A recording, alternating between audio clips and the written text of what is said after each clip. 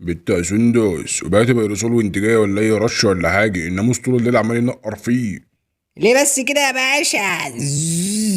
بسم الله الرحمن الرحيم. وايه دي؟ مين اللي بيتكلم؟ معاك هنا يا باشا، انا اللي بكلمك. انت ايه يا عم؟ انت ناموسه ولا ايه؟ وبعدين انت كبير قوي كده ليه بتتكلم ازاي؟ اه يا باشا، بنتكلم عادي. معاك اخوك حمو بعوضه. عاوز ايه محترم؟ وبعدين انت بتتكلم ازاي اصلا؟ انا مش فاهم. هو إيه اللي بتكلم ازاي؟ ما تزربنيش عليك يا عم انت.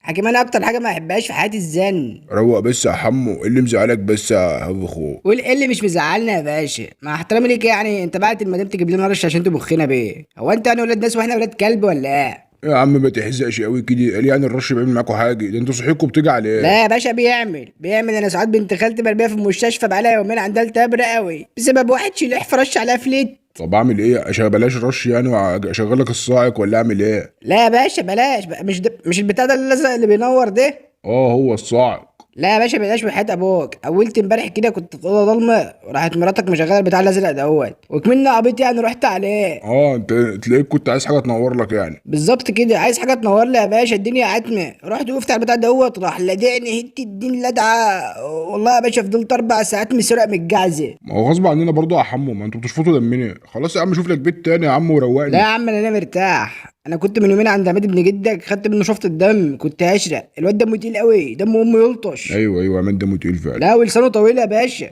لسانه طويل. بعدين لما حس بيا قال لي يا دي الناموس ولاد وراح شتم بامي، وانا ما بحبش الهزار بالام يا باشا. ما هو انتوا برضه مؤذيين يا حمو، يعني بتنقلوا دم وبتنقلوا امراض وبلا ازرق عليكم. لا يا باشا، احنا ناموس بلدي، حد الله ما بيننا وبين الاذيه. دوكها الناموس التاني الافريقي اللي بيعمل الملاريا والحاجات اللي هي ديت. احنا شغلنا نضيف لا مؤاخذه. ايوه طب انت عملت لوك عايز ايه الوقت يا ابو عوضه؟ هستأذنك بس يا باشا في شفطتين دم كده، معلش.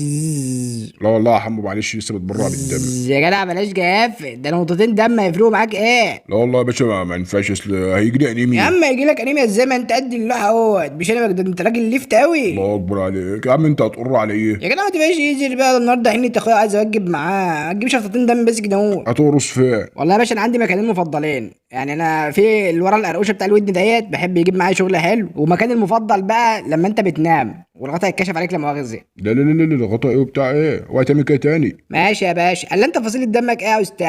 والله ما انا فاكر يا حمو، تقريبا سالب باين. اخي دي بقى اللي يزعل الناس من بعض. الفصيله دي يا عم طعمها مسخ وبتمرر في الحنك. خلاص يا عم شوف لك حد غيري، ده انت تينك قوي. خلاص يا عم، امري لله، هاخد منك وخلاص. انا صايم من الصبح وباكل بعدها حته مخلل وخلاص تجزع نفسي. طب انجز يلا عشان سندس مراتي جت ايه. انا جبت البيرسولة وهي شوقي، واكتم نفسك استنى لا عشان ما ابوخ. تبخيش، ده حنة اخوه بنارد. آه.